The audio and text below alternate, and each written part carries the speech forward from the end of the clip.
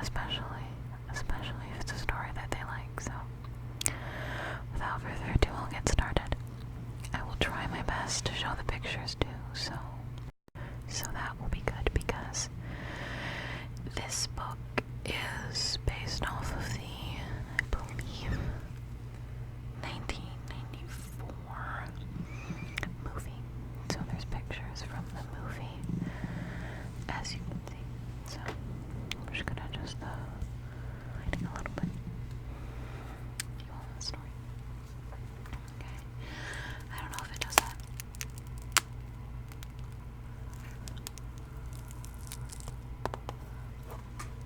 I love that sound. Okay. Little Women by Louisa May Alcott. Adapted by M.J. Carr from the screenplay by Robin Swickard, based on the novel by Louisa May Alcott.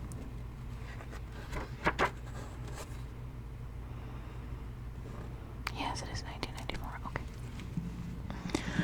On the edge of a small New England town stood a cheerful clapboard house.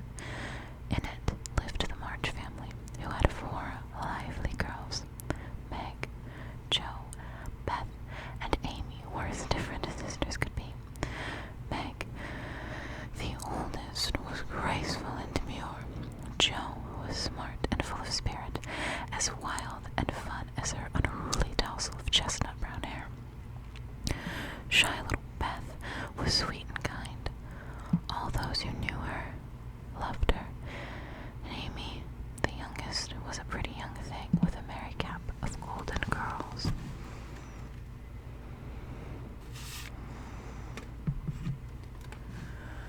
I'm gonna try my best to quit bonking the microphone. There we go.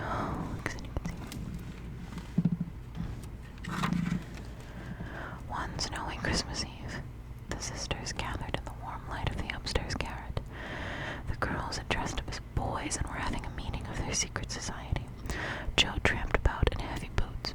She had written an adventure story and was reciting it to her sisters. The girls looked out the garret window at the large estate house that stood next to theirs. A coach had pulled up and a boy had arrived.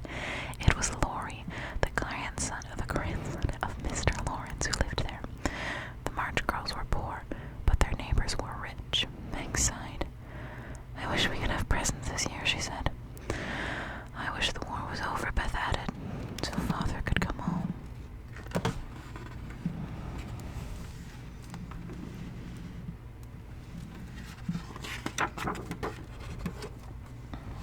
Downstairs, a door opened. Their mother had returned from work. Marmee, they cried. The girls clambered down the stairs in a bunch to greet her. One took her cape, another brushed the snow from her hair.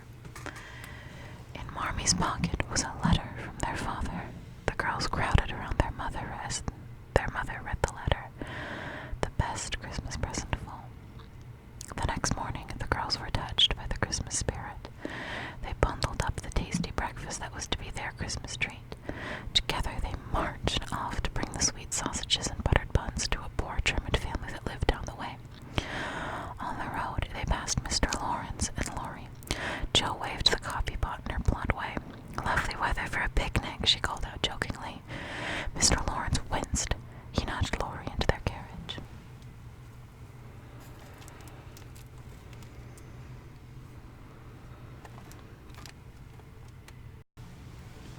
Soon, it was New Year's Day.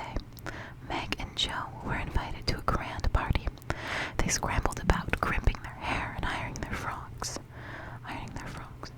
Jo's dress was scorched in the back, where she had stood too close to the fire. Meg shook her head at her sister's boyish ways. You will have to keep your back to the wall, she instructed. At the party, Jo met Laurie. While others danced, Laurie and Jo romped harum-scarum through the corridor. This boy's not a snob, Jo thought with glee. He's a capital fellow. When the party was over, Laurie offered the sisters a ride home in his carriage. Amy was waiting for them, watching from the stairs. Was he romantic? She asked swooningly. Jo laughed at her silly young sister. I think you'll be our friend, she said.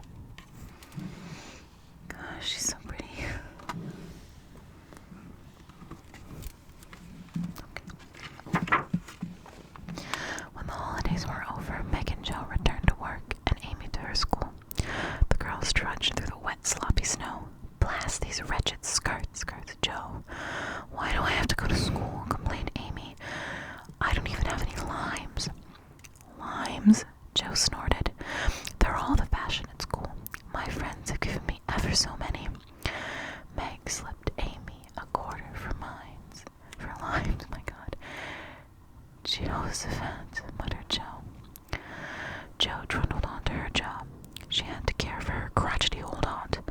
She knew Aunt March would harp and complain, as she always did. "Josephine, read louder. Josephine, there's a draft." Aunt March's pesky little poodle would yip and yap. Jo wished she could be back in the garret, writing her stories.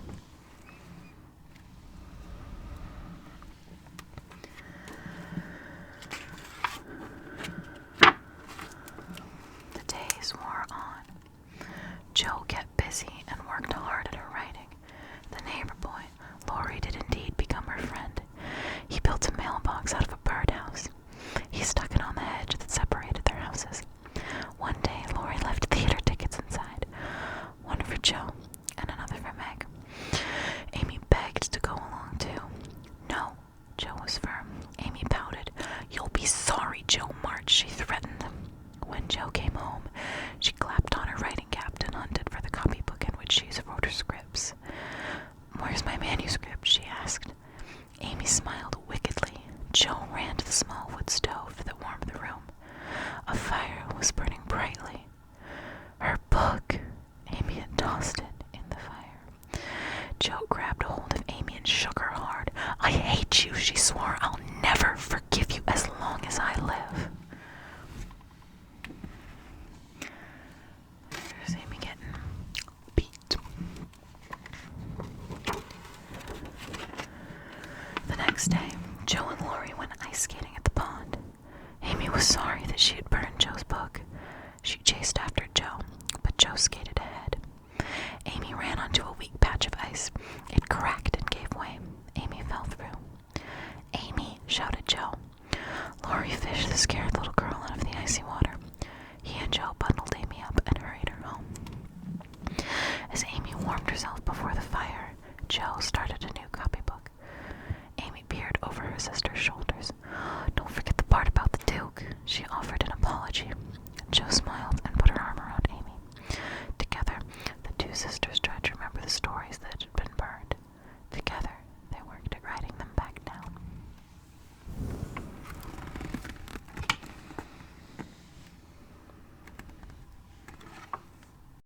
That spring, Meg was invited to a party in Boston. She packed her dresses. They were plain and shabby. The other girls at the party had frilly dresses made of silk. One of the girls took pity on Meg and lent her an elegant silk gown. Meg stepped into the party with her pretty shoulders bared. Her face was made up and her arms looped with bangles. It felt fun to look so stylish.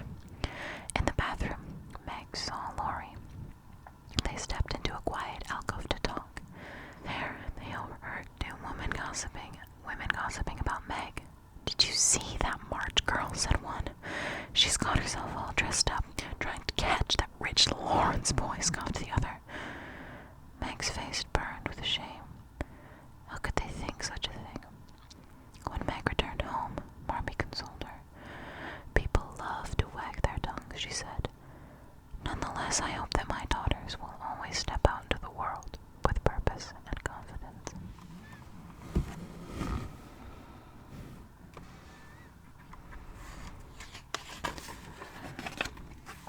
Soon, it was time for Laurie to pack up for college. Jo wished she could go too. As Laurie sorted through his things, he told Jo a secret. John Brooke, his tutor, had fallen in love with Meg. Jo was not pleased at the news. "Blast Mr. Brooke," she cursed. She didn't want her sister to fall in love and get married. She wanted the sisters to stay together. Always. That afternoon, a telegram arrived. Their father had been wounded in the war. Mrs. March would have to leave immediately for the hospital. The family had no money, though, to buy a ticket for the train. Jo dashed out of the house. When she returned, she waved a roll of bills she clutched tightly in her fist. It was $25. That's Christian Bale. And that's Brandon, Laurie, and Marmee.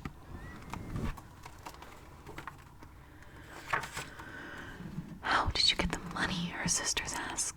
Jo pulled off her hat. Her long, wild hair was now cropped short. "I sold my hair," she said, grinning. Mrs. March hugged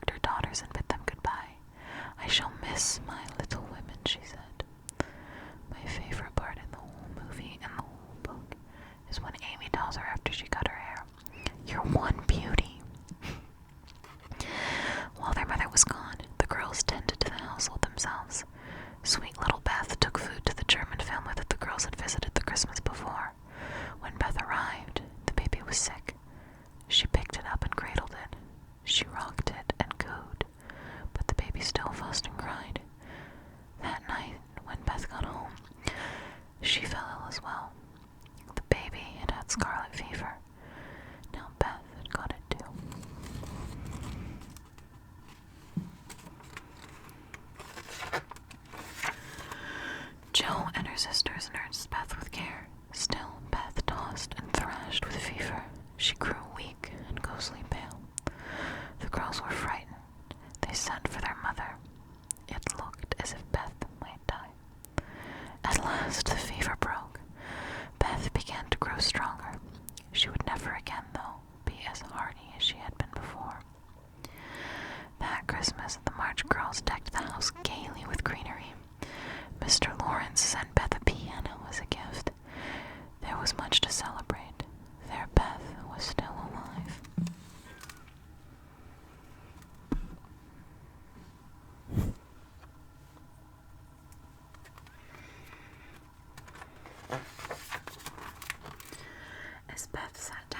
As Beth sat down to play the piano, the family got another present.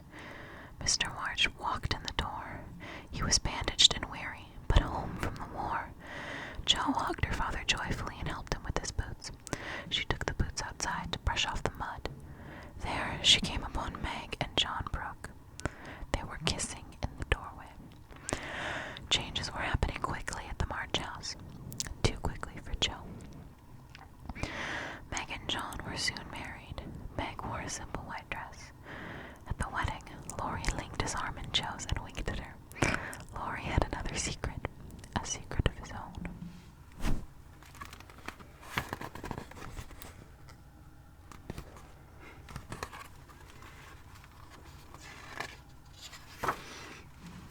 One day, as Jo was romping in the woods, Laurie slipped up behind her. Jo leaned against an old wood fence. Laurie had a confession to make. Jo, he said carefully, I'm in love with you, you know. He touched her hair tenderly. He leaned close to kiss her. Wait, Jo cried. If you don't love me, Laurie asked. Of course I do. You're my dearest friend. Jo didn't want to hurt his feelings, but she had to tell the truth. I love you as I would love a brother. Laurie felt stung. He fled to his house. He locked himself in the parlor and played the piano long into the night. The sad songs drifted across the yard and into Jo's window. She hoped that Laurie would somehow forget her. She decided she must go away.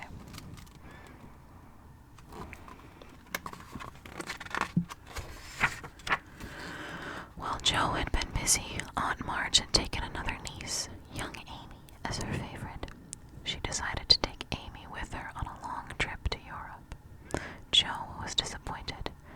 She had hoped that she would be the one chosen to go to Europe with Aunt Marge. Jo packed up her things and headed to New York. There, she got a job as a governess. She worked on her stories whenever she could. In the boarding house where Jo stayed, she was befriended by a German man who was a teacher. His eyes twinkled and his manner was kind. His name was Professor Baer. Professor Baer guessed that Jo was a writer. Each week, she slipped off to take her stories to the offices of the publishing houses. She hoped that someone would publish her stories soon.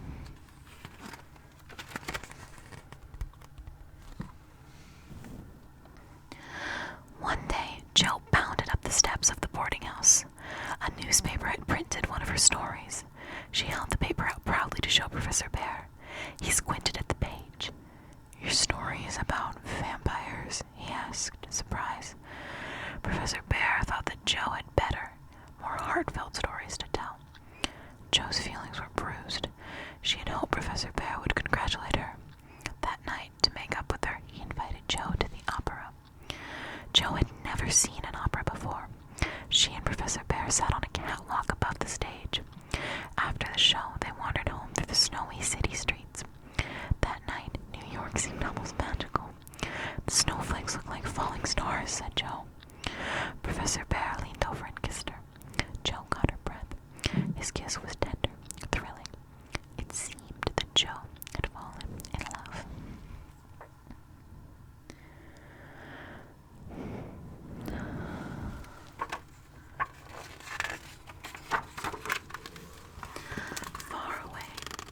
Far away across the ocean, Amy was traveling in France. There, the weather was warm and balmy. One day, as Amy stopped to sketch the lush green landscape, she spotted Laurie. He had come to France to nurse his broken heart. Laurie studied Amy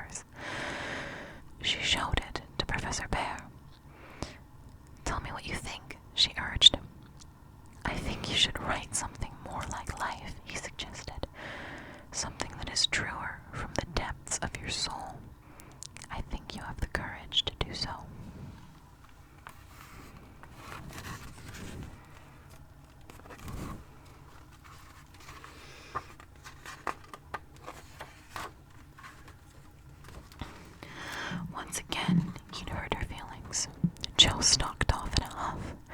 When she reached her room, she flung her manuscript against the wall. Then she saw a telegram poking out under the door. It was from her mother. Beth had taken ill again. The telegram said she might die. Jo threw her things into her bags, and she hurried home at once. Jo was startled when she saw how sick her sweet sister had become. Beth had lost much weight. Her cheeks were hollow, her limbs were thin. "I'm glad you're home," Beth whispered.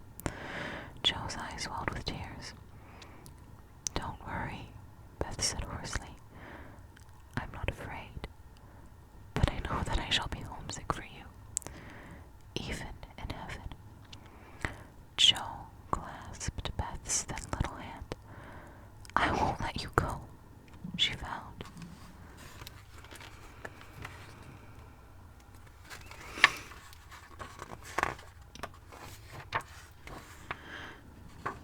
That night, when the moon ducked behind the clouds and the branches of the trees waved in the wind, Beth passed on.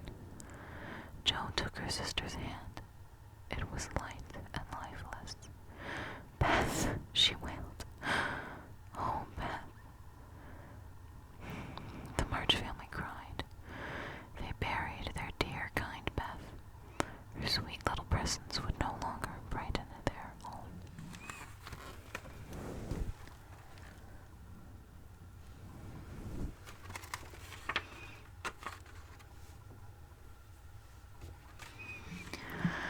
After Beth died, Jo wandered the woods in grief. She felt so alone.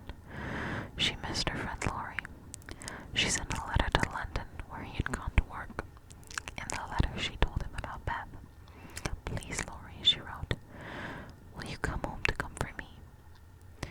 But Laurie did not go to Jo. He thought instead of Amy, who was still in Europe, all alone. She would need comfort too. Laurie realized that he had grown to love Amy. He traveled to the Alps to be at her side.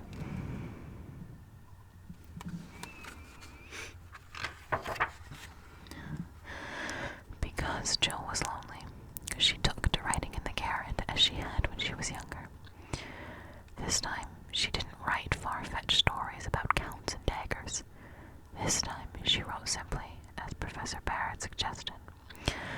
The stories Jo worked on were about her family.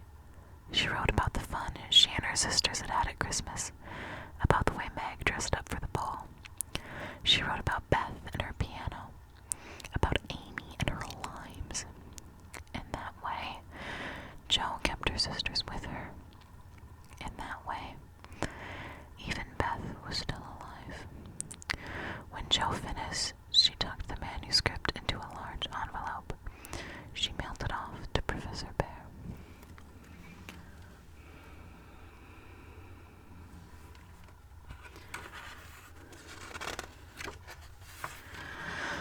Time passed. Meg and John Brooks started a family. When Meg gave birth, it was to twins. One was a girl, and the other was a boy. Jo looked after her little niece and nephew. She heard not a word from Professor Bear. One crisp fall day, the front bell rang. It was Laurie. He had come home. "May I present my wife?" he said proudly. He pointed behind him to Amy. Laurie married to Amy. Jo was stunned.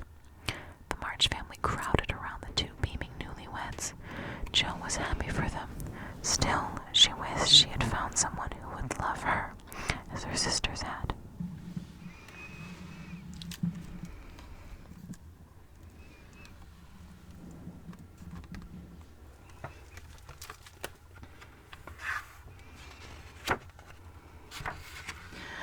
Soon after Laurie and Amy returned, Aunt March died. In her will, she left her large, rambling estate to Jo. Mrs. March looked around the huge old house. It was too big for Jo. It would make a wonderful school, she suggested. A school, Jo considered. It was a good idea. Jo knew, though,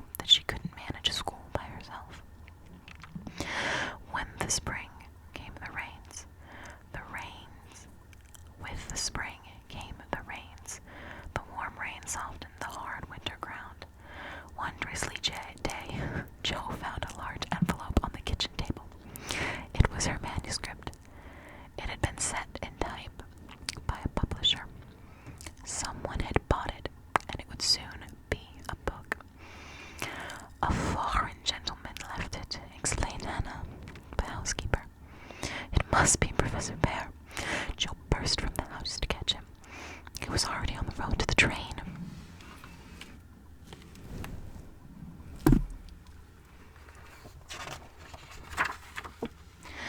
Professor Bear stood wet and bedraggled in the light spring rain. Jo threw her arms around him. "Thank you for my book," she cried. Professor Bear smiled. He had arranged the whole surprise for her himself. "I must be going," he said shyly. Professor Bear had missed Jo terribly, but didn't want to say so. He didn't think Jo cared for him. The last time he had seen her, they had quarreled. "Tomorrow I'd travel west to find a job teaching in a school," he said. He looked away. He dug his toe in the mud. Jo swallowed hard. If he left now, she would never see him again. "I'm thinking of starting a school," she said quickly. "We'll need someone to teach. Would you stay here?" Professor Bear turned and looked at her. "Please stay with me," she pleaded tenderly. "Please don't go away." Professor Bear grinned. His fondest wish was true. Jo March loved Friedrich Bear. His life would be sweet after all.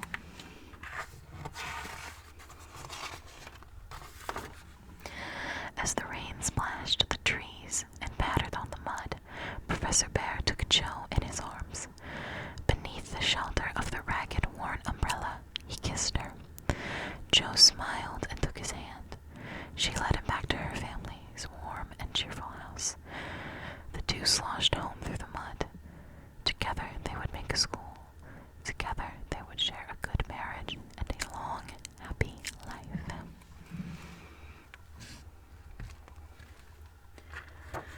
The end.